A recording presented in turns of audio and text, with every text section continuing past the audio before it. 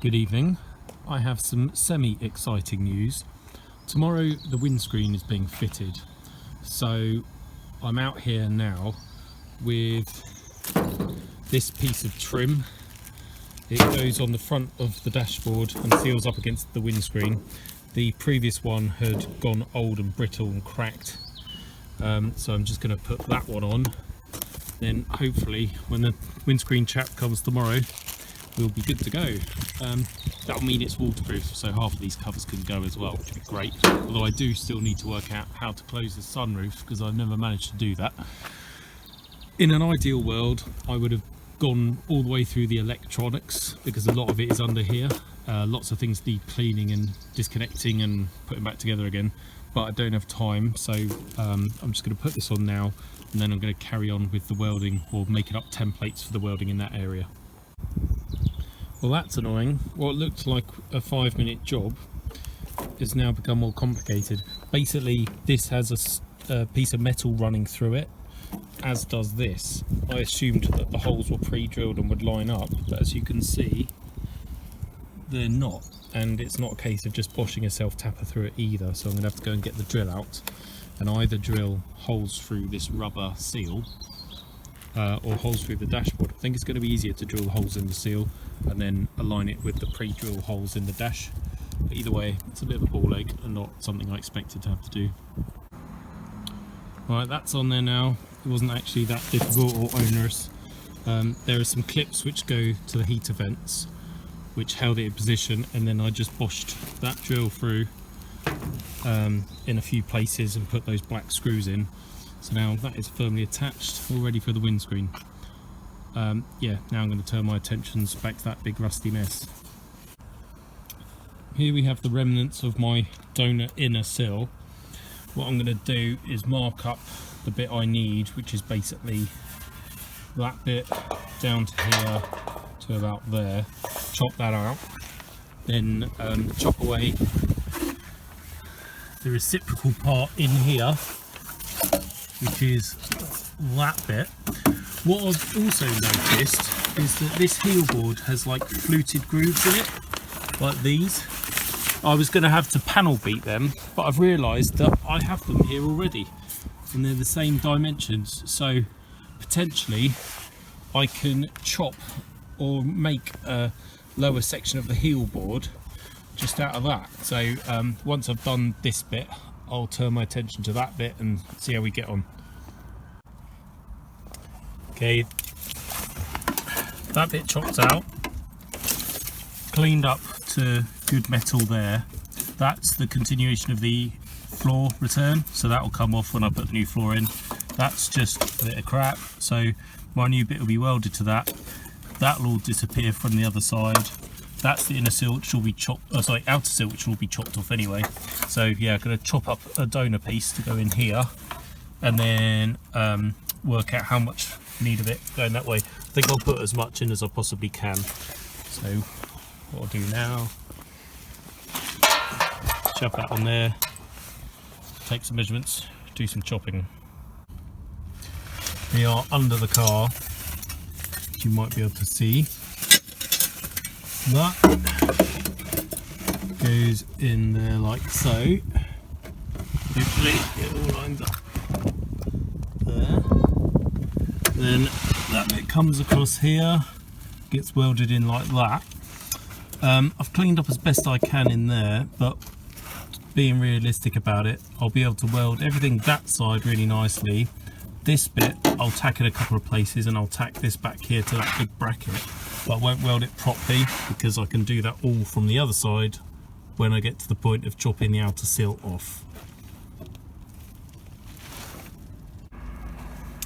I've forgotten what a pain welding at night time is, because again the torch is lighting up my reactive helmet more than the weld is, so either the mask is completely black or it's bright white and I get blinded. So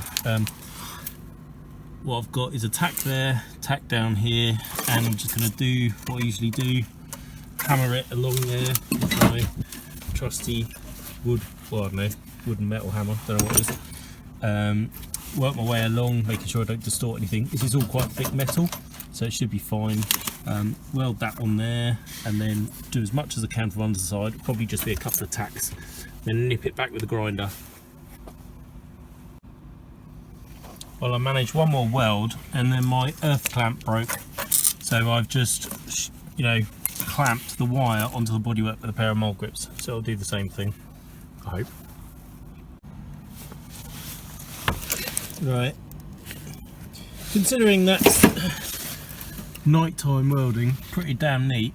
So I'm going to nip that off with the grinder. I put a whole seam all the way down there because I could, but so I'll just nip that back and then I can start cleaning up this bit and working out how much of that I'm actually going to replace. You might notice a slightly bigger hole than we had before, and that is because I've had to chop out the end of the chassis rail. Basically it was rotted more than I could sort of deal with. When I sanded it, I basically got holes and bits and pieces, so I'm going to go take that inside, chop up some steel, get my folder out and try and make a profile that's somewhere similar. Just had a measure up with the calipers. That chassis rail is 1.5 mil thick. The only 1.5 mil steel I've got is this stuff, but hopefully there's enough in here for me to make up the section that I need. So I've chopped out my piece of steel, then I've just been marking up a centre line there and then 2 lines either side, which I thought was about the width of my profile, which it is on the outside edge, but inside it's about 3 mil narrower, so I'll have to correct my lines. Doing the first curve or bends will be easy because I can just put them in the bending tool and fold them up. But then doing the returns I'll probably have to do with a pair of pliers or a hammer and a blowtorch, because I won't be able to do sort of an S bend or anything more complicated than that in that folder, bender, whatever you want to call it. So I've made my first bend. You can just see my original blue line and then the red line, which is where I think the bend needs to be now. And then just as another logic check, I've been offering this up in there to try and eyeball roughly where that needs to be to bend it up again. So that's about right. I'm going to lock it in and then give it a tweak and see what it does. If you go the right way.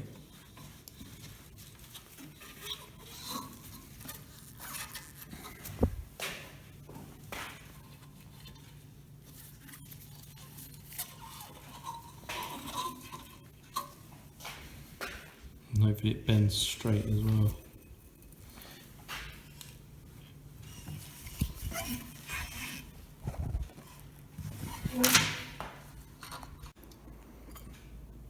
Pretty good.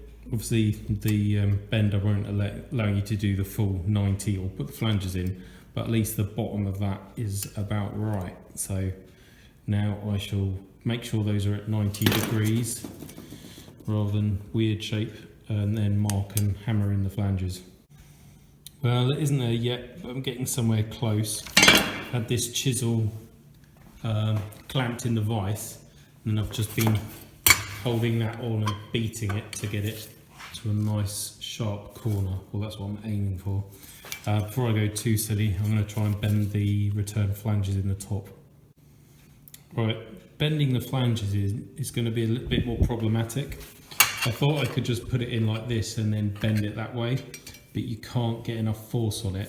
So what I'm doing now is putting it in a bit at a time and just tweaking it to get the initial fold, and then I might go back through with a sharp chisel just to get a nice crease, and then I can heat it and hopefully I can just tack.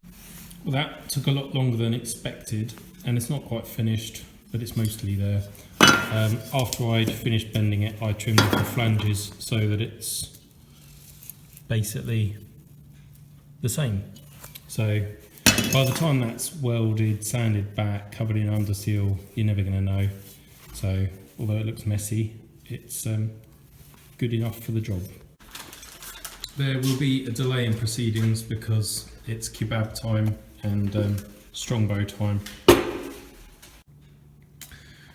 The kebab has gone. It was very nice, but it has filled me up, so I'm feeling rather less energetic than I was earlier. I'm going to go out to the car, I'll work out how much of this I need, and then also going to trim this end because I need to chop off the returns and that section there, then hammer this up till it closes the end and has a little triangular bit across there. You'll get what I mean when I've done it, I'm sure. So that's the next step. Can you guess what it is yet? Right, that was my Rolf Harris impersonation. Probably not PC anymore, what with him being locked up. But anyway, I've trimmed the end of that. That bottom flat bit will now get folded up and then trimmed off and then welded over the end so that it looks original. And then I'll go back out to the car and work out what else I need to hack off. Right, so this is the other chassis rail end of. This is my bit, and what I need to do is create the mirror of that. So this side will be chopped off straight, and then that side will be chopped off triangular from that point there to that point there, and then welded together. I've also remembered that I need to find my outrigger thing and shorten it, not in length but height, and then get that ready to weld in on the other side as well. This is the heel board this side. It's really nice. I mean, it looks, I say really nice, it's a relative term. All of this is just minor surface rust, so a really good wire brushing, some rust killer and some epoxy, and that'll be all that she needs. So it's taken a while, but there we have new chassis rail end. I've just welded it and dressed it. Profile's pretty damn good. It has taken quite a while because I pretty much started that just before we ordered the kebabs at about 7:30. It's now about 9:30, and bearing it, I did have a while off before I had the kebab, but it's still time-consuming work. So that's going to go in there. Just going to tack it whilst you know, going to lie under the car and make sure it's straight with the rest of it, and then tack it underneath, and then I'll start welding, or sorry, making up the outrigger bit. That's in there, tacked in position. This is the thing that goes between it and the inner sill, which I will leave for another day, I think, because I'm tired, so I'm going home.